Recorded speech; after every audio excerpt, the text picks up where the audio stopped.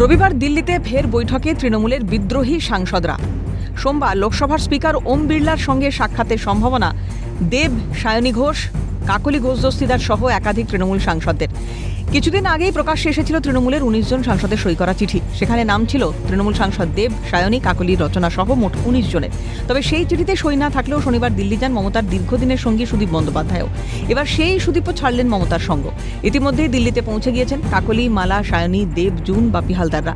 তার আগেই বিদ্রোহী সাংসদদের সংখ্যা আরও বাড়বে বলে দাবি করেন কাকলি ঘোষ দস্তিদার। তিনি বলেন, আমাদের সংখ্যা 20 থেকে 22 হচ্ছে, তবে কে বা কারা যোগ দেবেন সেই বিষয়ে কিছু স্পষ্ট করেননি তিনি। দেখুন, আমাদের কথাবার্তা তো যাদের সঙ্গে হয়েছিল, যারা যারা এই পশ্চিমবাংলার বর্তমান পরিস্থিতি গত 4-5 বছর বিশেষ করে যে জায়গায় গিয়েছিল তার বিরুদ্ধে যারা মত দিচ্ছিলেন তাদের সঙ্গে কথাবার্তা হয়েছিল, এবং তার মধ্যে আরও আছে, ধরে নিন আরও 2-1 জন আসবেন। আমি যেটা 20 বলেছিলাম সেটা আসলে 22, সুতরাং আমাদের অপেক্ষা করতে হবে।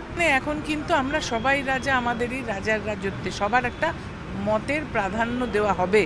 অন্যদিকে বিদ্রোহী সাংসদ আবু তাহের খানের দাবি, মমতা বন্দ্যোপাধ্যায়ের পক্ষে আছি, কিন্তু অভিষেক বন্দ্যোপাধ্যায়কে আমরা মানতে পারবো না।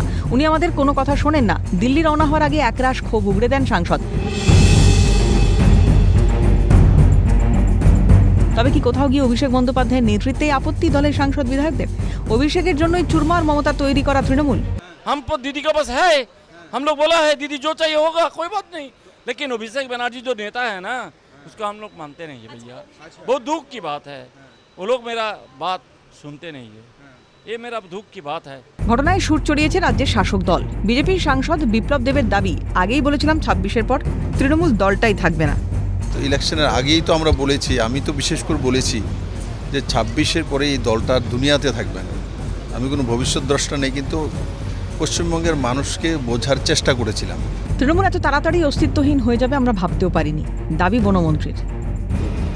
আমরা আগেও জানতাম, জনগণও জানতো, এই দল তো নয়, পিস ভাইপার কোম্পানি যদি চলে যায় তাহলে আটকানোর ক্ষমতা নেই, মুড়ি মুরগির মতো ভেঙে যাবে। তো এত তাড়াতাড়ি এদের অস্তিত্বহীন হয়ে যাবে সেটা আমরাও ভাবতে পারিনি। আমরা ভেবেছিলাম 3 দিন করে সব নষ্ট হয়ে যাবে। তৃণমূল মানেই চোর, সেই কোম্পানি উঠে গেলে কর্মচারীরা তো এদিক ওদিক যাবেই, দাবি বিজেপি নেত্রী কেয়া ঘোষের। একটা কোম্পানি তো, তৃণমূলের ফুল ফর্ম হচ্ছে তৃণমূল মানে চোর, এটা হচ্ছে টিএমসির ফুল ফর্ম। তো সেই কোম্পানি যদি উঠে যায়, কর্মচারীরা স্বাভাবিকভাবেই তাদের এদিক ওদিক যাবেন। মমতা ব্যানার্জিও তার পুত্র সম ভাইপোর স্নেহে সেটাই করছেন। যারা মেনে নিতে পারছে না তারা বিভাগী হচ্ছে, তাদের ব্যাপার। 26-এ পালাবদলের পরই ঘর ভেঙেছে তৃণমূলের, ডামাডোল চলছে বিরোধী দলের। বিধানসভার পরিষদীয় দল হাতছাড়া হয়েছে দলনেত্রী মমতা বন্দ্যোপাধ্যায়ের। গত সোমবার লোকসভায় সংসদীয় দলেও ভাঙন প্রকট হয়। পুরনো যোদ্ধাদের অনেকেই হাত ছেড়েছেন মমতা বন্দ্যোপাধ্যায়ের। বিধানসভায় ঋতব্রত বন্দ্যোপাধ্যায়ের নেতৃত্বে তৈরি হয়েছে নতুন তৃণমূল ব্লক। আর লোকসভায় কাকলি ঘোষ দস্তিদারের নেতৃত্বে এখনো পর্যন্ত 19 জন সাংসদ যাদের স্বাক্ষর রয়েছে তারা দিল্লি গিয়েছেন। সোমবার বৈঠকের পরই তাদের তৈরি নতুন ব্লকের আত্মপ্রকাশ ঘটতে পারে। তবে দলের ভাঙনের জন্য অভিষেক বন্দ্যোপাধ্যায়ের উপরই ক্ষোভ উগড়ে দিয়েছেন দলের সাংসদরা। তবে কি অভিষেকের নেতৃত্বই তৃণমূলকে ভাঙনের মুখে ঠেলে দিল? বিভিন্ন তৃণমূল নেতৃত্ব সকাল থেকেই তারা কলকাতা বিমানবন্দরের মাধ্যমে বা বিমান ধরে তারা দিল্লির উদ্দেশ্যে রওনা হয়েছেন।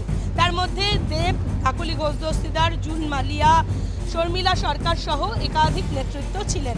তার মধ্যে বাপি হালদারও রয়েছেন, যার মধ্যে কাকলি ঘোষ দস্তিদার অত্যন্ত ইঙ্গিতপূর্বক কথা বলে গিয়েছেন যে আমরা এই মুহূর্তে 22 জন এবং 22 জন একত্রিত হয়েছি, আর তাছাড়া সকলের মতকেই গুরুত্ব দেওয়া হবে। অনেকেই যোগাযোগ করছেন, তাদের মতকেও গুরুত্ব দেওয়া হবে আমাদের দলে, এমনটাই আভাস দিয়েছেন বা বক্তব্য রেখেছেন কাকলি ঘোষ দস্তিদার। ক্যামেরায় সমীরণ হাওলাদারের সাথে অভিরূপা হাজরা, ক্যালকাটা নিউজ।